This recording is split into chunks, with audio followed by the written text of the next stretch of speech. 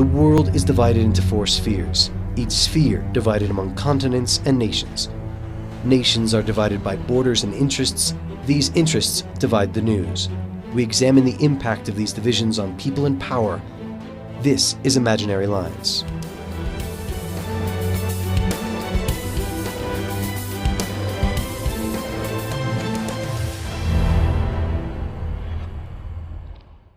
Welcome to the program. I'm your host, Michael Fox.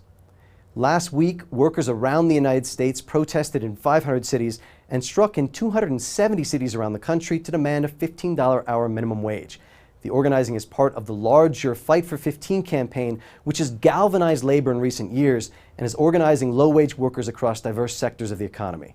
I speak with Jim Manga. He's a leader in the Fight for 15 campaign in Los Angeles, California, about the protests, the organizing, and the prospects for the future.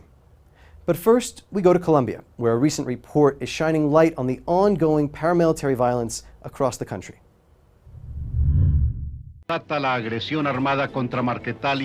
Colombia's half-century-long civil war has taken the lives of more than 220,000 people and has seen millions more displaced or forcibly disappeared.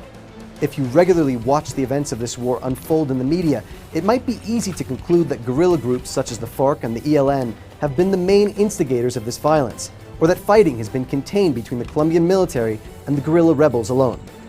In the past few months alone, major media outlets such as Fox News, the Miami Herald, NBC News, and the Washington Post have focused their reporting on the guerrilla violence in the country, particularly by the FARC and the ELN.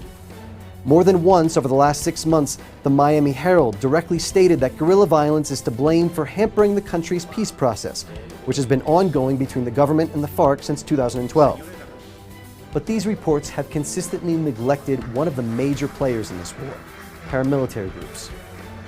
According to a new report from Colombia's National Center for Historic Memory, neo-paramilitary groups have been the actors largely responsible for human rights violations in Colombia over the last decade.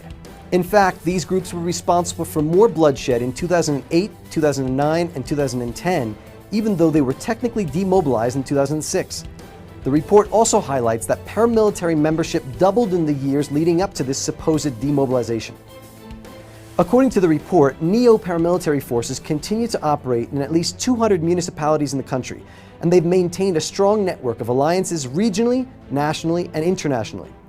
These groups are considered successors of the United Self-Defense Forces of Colombia, one of the most violent paramilitary organizations in the country, and guilty of numerous human rights abuses. Until their continued involvement in the violence in the country is acknowledged, it will be hard for Colombia to achieve real, lasting peace. But I'm also a man who came home after serving in Fallujah and Al-Ramadi, and I can't even put food on the table for my family, gentlemen. The fight for the $15 an hour minimum wage is taking the U.S. by storm. On November 10th, thousands of fast food and low-wage workers around the country struck across hundreds of cities. Marches took place in many more. The goal of nearly doubling the current U.S. minimum wage to $15 would have seemed a pipe dream only a few years ago, but they're actually achieving victories. New York State and Los Angeles, San Francisco, Seattle, and Oakland have already approved wage raises to $15. Other cities are considering following in their path. Jim Manga is the president of the St. John's Well Child and Family Center in Los Angeles, California, the first nonprofit in the country to move its 500 employees to a $15-hour minimum wage. He was the MC of the big rally in Los Angeles last week, and he is the Los Angeles County co-chair of the Fight for 15. Jim, thanks so much for joining me in Imaginary Lines. Thanks for having me. Jim, first off, how was the rally last week? You've been involved in this struggle for a really long time. Why is this so important? Well, the rally was spectacular. There were thousands of people marching through downtown Los Angeles. The response of people from office buildings and apartment buildings was incredibly encouraging. People were cheering us on throughout the whole 6-mile march. I think why this is so significant is that the issue of income inequality and the fact that the billionaire class in the United States is sucking up so much of the resources at the expense of the vast majority of the American people. This fight is a historic and critical fight because $15 an hour in the United States of America is not a huge wage. I mean, it basically allows you, especially in a city as expensive as Los Angeles, basically allows you to rent a small apartment and support your kids. Um, and so it's so important for, I mean, we haven't raised the minimum wage in a significant way in the United States in many, many, many years. I mean, we do these little incremental increases while the top 1%, their income has risen astronomically. So when you start to talk about income inequality and you start to talk about a democratic nation like the United States, and you have these vast disparities of wealth, it's really undermining our very democratic institutions. So Jim, your group was the first NGO in the country to move its employees to a $15 an hour minimum wage. Why did you take this step, and what has it meant for the organization?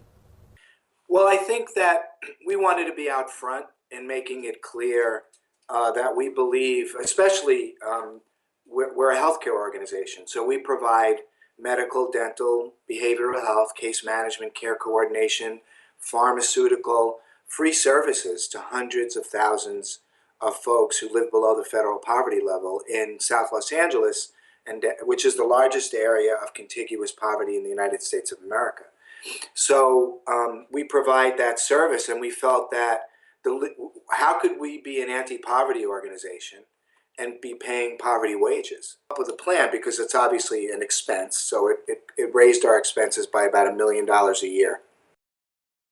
Right, so that's exactly what I was going to ask you, because that's usually the excuse that most companies give for not raising their salaries, because they say, well, we can't do it, it's going to put us out of business. How were you able to manage that?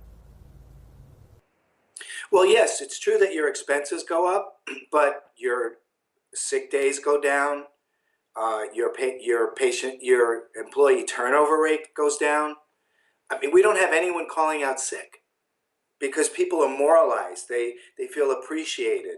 Our customer service has improved. Our productivity has improved.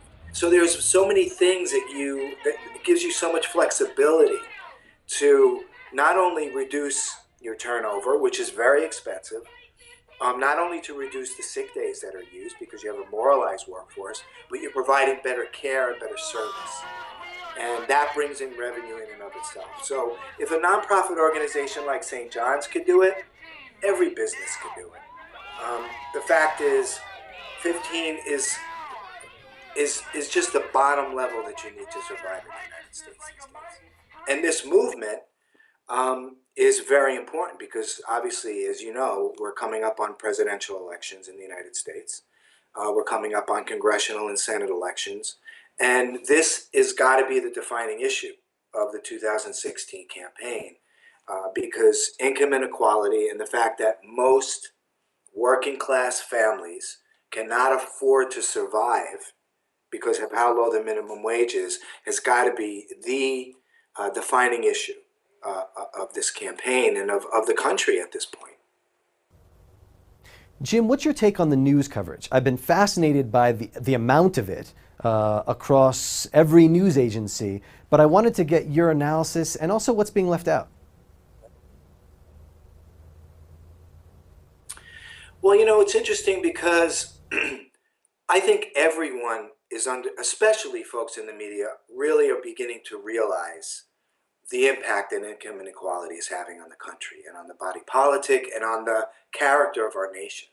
And so, and everyone has a friend who's been evicted, who's, you know, their house has been foreclosed on. I mean, everyone's been impacted on by the Great Recession. And while we're certainly, you know, beginning to see that we're pulling out of it, and President Obama's done a great job, I think, of really marshaling the resources that he could with a hostile Congress, for the stimulus and for the Affordable Care Act and all the things that have really helped us to come out of it. But the fact is that I think everyone sees that this is a serious problem, and it's in opposition to the very essence of what the United States of America is or is supposed to be. And so I think that the news coverage is reflecting that. I think the fact that there's such mass support certainly impacts as well. I think sometimes what's missing in the media coverage is you know, like there's lots of coverage of the marches, and there's lots of coverage of the initiatives, but I think sometimes there's not enough of a human face to the coverage, and it doesn't. I would like to see more of the impact. Like, I would like to see some of our employees interviewed in the media about what the impact was when they went from $11 an hour to $15 an hour. And so that's what we have to fight for, and that's what the fight for the 15 is all about. Jim, it's been a pleasure. Thanks for joining me on the show. Thank you. Take care. And now for a bit of irony around a major sponsor for the Paris climate talks coming up in just a couple of weeks. It's been over a month since news broke that the German carmaker Volkswagen duped environmental regulators around the world, installing faulty emissions readers in some of its car models. The U.S. Environmental Protection Agency was the first to discover that the company was cheating emissions readers in VW diesel cars. The agency found that the readers would turn off when the cars were on the road and emitting harmful nitrogen oxide pollutants into the environment. The fallout has been immense. VW has lost more than a third of its stock market value, and it's been hit with several lawsuits and hefty fines from U.S. regulators. The repercussions are expected to have a major effect on the German economy. However, it turns out that VW was not the only car manufacturer cheating environmental regulators. According to a recent study from the European nonprofit Transport and Environment, several other car manufacturers have also been cheating emissions tests. The Mercedes A, C, and E class, Peugeot 308, and BMW 5 Series have all been found to emit more than 40 to 45% more CO2 on the road compared to what was initially measured in the lab before being released. According to the study, the BMW 5 Series is one of the worst, with cars on the road emitting nearly 50% more CO2s. Here's the irony. Despite BMW's willingness to cheat emission tests and its failure to meet environmental standards, the German luxury car manufacturer is one of the main sponsors of the upcoming UN climate conference in Paris. The company is featured on the conference website as a headline partner, and BMW board member Peter Schwarzenbauer will be a headline speaker at the Climate Talks 2-day Sustainable Innovation Forum.